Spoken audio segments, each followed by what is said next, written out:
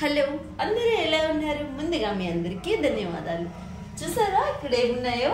ముల్లింగ్ season అండి ఇప్పుడు. కానీ ముల్లింగ్ చాలా మందికి ఇష్టం ఉంటుంది, కానీ ముల్లింగ్ దుంప సీజనల్లో కంపల్సరీ కర్రీ, ఫ్రై, సాంబార్లో మాత్రమే వేసుకుంటాం. అలా కాకుండా డిఫరెంట్ కర్రీ చేసుకోవచ్చు ముల్లింగ్ దుంపతో. ముల్లింగ్ దుంప ఒక్కటే కదా వండుకోవడం, ముల్లింగుకున్న ఆకులు కూడా వండుకుంటే చాలా ఆరోగ్యం ఉంది ఇందులో. ఈ ముల్లింగ్ ఆకు ఈరోజు ముల్లింగ్ నుంచి ఇలా ఆకులను డివైడ్ చేసేసి మనం ముల్లింగ్ దుంప అనేది ఇంకోసారి మనం కర్రీ చేసుకుందాము. ఈరోజు వచ్చేసి ఓన్లీ ముల్లింగ్. మన ఆడలు మార్కెట్కి వెళ్తే మామూలుగా ఉండదు కదా. నేను ముల్లింగ్ దుంపలు కొన్నాను, ఎప్పుడు కొన్న ఆమె దగ్గరే కొన్నాను, ఆంటీ దగ్గర. సో ఈ మూడు వచ్చేసి 30 రూపీస్ అనమాట. ముల్లింగ్ దుంపలు ఈ మూడు 30 రూపాయలు.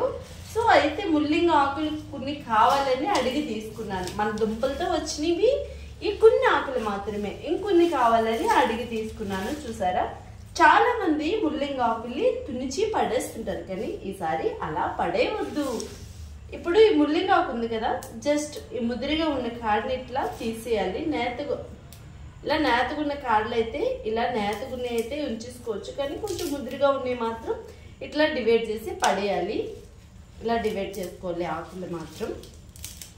ఓకే, ఇలా డివైడ్ చేసుకొని మనం దీన్ని ఈరోజు సింపుల్ అండ్ టేస్టీగా చాలా ఇది ముల్లింగ్ ఆకుల ఫ్రై చాలా టేస్టీ ఉంటుంది, ఆరోగ్యానికి కూడా చాలా మంచిది. అయితే ఈరోజు ముల్లింగ్ ఆకుల ఫ్రై సింపుల్ అండ్ టేస్టీ ఎలా ప్రిపేర్ చేయాలనేది మన కిచెన్లో వీడియో చూసేయండి. చూసారు కదా, ఆకులన్నీ మొదలు ఎలా డివైడ్ చేస్తున్నాను. Just simple. మీరు మార్కెట్కి వెళ్ళినప్పుడు కూడా రైతుల దగ్గర ఈ ఆకులు ఉంటే కంపల్సరీ ఒక 5 రూపాయలు 10 రూపాయలు ఇచ్చేస్తే బోల్డెన్ ఆకులు ఇచ్చేస్తారు. చాలా మందికి దీని విలువ తెలియదు. సో ఈ వీడియో చూసి దీని విలువ అనేది ఒకసారి కర్రీ కూడా మీరు ట్రై చేయండి. ఆకులతో చాలా టేస్ట్ ఉంటుంది, అలాగే ఆరోగ్యానికి కూడా మనకి చాలా మంచిది. ఓకేనా? ఈసారి మీరు మార్కెట్కి వెళ్ళినప్పుడు మాత్రం అస్సలు ఈ ఆకులు మిస్ అవ్వద్దు. ఓకే, ఇవన్నీ డివైడ్ చేశాక మనం ఈ ఆకుకూరని కడుక్కొని మంచిగా కుక్ చేసుకోవాలి. చూసారా ఎంత ఫ్రెష్గా ఎంత బాగున్నాయో ఆకులు. ఇలా మా నాయనమ్మ చేసేవారు. ఇది ఇంకా పులుసు పెట్టేవారు ఈ ఆకుతో. చాలా బాగుండేది, కమ్మగా పులుపుల్లుగా తీగా. ఓకే, సో ఇలా పండిన ఆకులు ఉన్నా కానీ ఇలా పక్కకు పెట్టేయాలి. ఇలా వేస్టేజ్ అంతా మంచిగా ఫ్రెష్గా ఉన్న ఆకులు మాత్రమే ఇట్ల నుంచి మనం డివైడ్ చేసి తీసుకుంటాము. ఓకే, ఇదంతా క్లీన్ చేశాక నెక్స్ట్ ప్రాసెస్ మీకు చూపిస్తారు. మనం ముల్లింగ నుంచి డివైడ్ చేసిన ఆకులన్నీ కూడా మనం ఇలా శుభ్రంగా 4 టైమ్స్ అయితే పెద్ద బాండీలో వేసి వాష్ చేస్తాను. ఇసుక మాత్రం చాలా ఉంటుంది ఆకుకూరలో. ఆకుకూర కష్టం ఏంటంటే వండడం ఈజీ, కానీ క్లీన్ చేసుకోవడంలోనే మెయిన్ ఇంపార్టెంట్ అనమాట.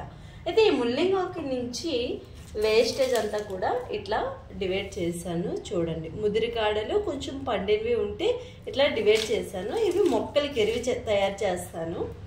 ఓకే, ఏది ఇంట్లో వేస్టేజ్ కూడా మనం ఎరువు తయారు చేసి మొక్కలకి వేసుకోవచ్చు.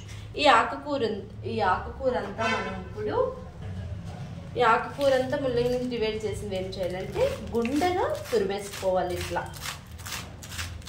ఇక్కడ మనం ఆకుకూర ఫ్రై కోసం వచ్చేసి 3 ఉల్లిపాయలు ఆల్రెడీ తొక్క తీసి పెట్టుకున్నాను. దీన్ని చిన్న ముక్కలు మాదిరిగా మనం కట్ చేసుకోవాలి. తీసుకున్నాను. ఈ పచ్చిమిర్చి వచ్చేసి చాలా కారం ఉంటాయి, 1ని 2 మాదిరిగా చేసుకోవాలి. అలాగే ఆ పోపుకి తగినంత ఒక ఎండుమిరపకాయ, కాస్తంత శనగపప్పు, ఒక 15 ఎల్లుల్లిపాయ రెమ్మలు కచ్చబిచ్చ దంచి పెట్టుకోవాలి. కాస్తంత ఆవాలు, కాస్తంత మినపప్పు, కాస్తంత జీలకర్ర. స్టవ్ పైన బాండీ పెట్టుకున్నాము. ఈ బాండీలో ఒక 3 స్పూన్స్ వరకు నూనెనైతే పోసుకోవాలి. నూనె అనేది కాస్తంత వీటెక్కాలి. వీటెక్కిన తర్వాత ఎల్లుల్లిపాయ రెమ్మలు వేసుకోవాలి. దాని వెంబడి ఆవాలు వేసుకొని చిట్పట్లు అయితే ఆడించుకోవాలి. ఆవాలు చిట్పట్లు ఆడిపోతున్నాయి కదా, శనగపప్పు అలాగే మినపప్పు, జీలకర్ర కూడా వేసేసుకోవాలి. దాని వెంబడే ఎండుమిర్చి కూడా వేసేసుకోవాలి. నైట్ కలర్ వచ్చేదాకా మనం జస్ట్ వేగించుకుని సిమ్లో పెట్టి వేగించాలి. పోపు అనేది అస్సలు మాడకూడదు, నైట్గా వేగితే సరిపోతుంది. అలాగే కట్ చేసి పెట్టుకున్న పచ్చిమిర్చి, ఉల్లిపాయ ముక్కలు కూడా మనం వేసేసుకోవాలి. ఉల్లిపాయ అనేది హాఫ్ బాయిల్ అవ్వాలి, మరి ఎక్కువ శాతం ఆగకూడదు. గ్యాస్ని మిడిల్లో పెట్టి ఉల్లిపాయని వేయించుకోవాలి. ఇలా ఉల్లిపాయ కాస్తంత అయితే మంచిగా హాఫ్ బాయిల్ అయితే అయిపోయింది, మంచిగా వేగిపోయింది కదా. మనం తీసుకున్న ఆకుకూరని ఇందులో వేసేసుకోవడం, ఇలా కట్ చేసుకున్నది. ఆకుకూర చాలా బాగుంది గ్రీనిష్గా. మనం ఆకుకూరల్ని కాయగూరల్ని ఎక్కువ శాతం తీసుకుంటే ఎక్కువ మనం చాలా మనకి మంచిది. వెజ్లో కూడా చాలా ఆరోగ్యాలు ఉన్నాయి. వెజ్ ఎక్కువ తీసుకుంటే చాలా మంచిది.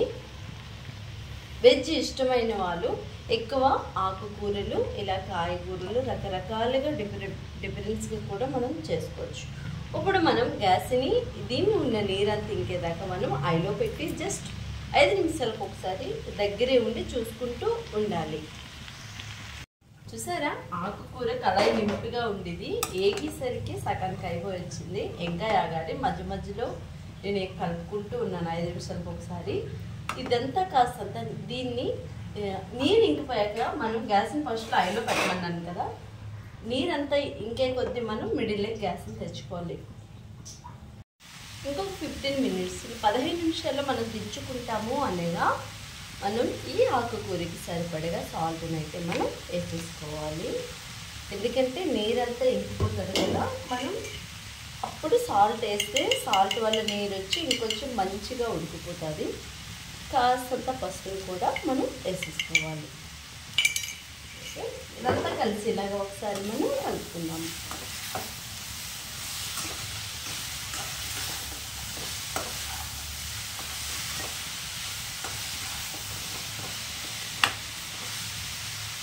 ఇప్పుడు ఆకుకూరలో అస్సలు చెమ్మదనం ఉండదు కదా, ఎగ్దమ్ గ్యాస్ని సిమ్లో పెట్టే మనం ఈ ఆకుకూరని వేయించుకోవాలి.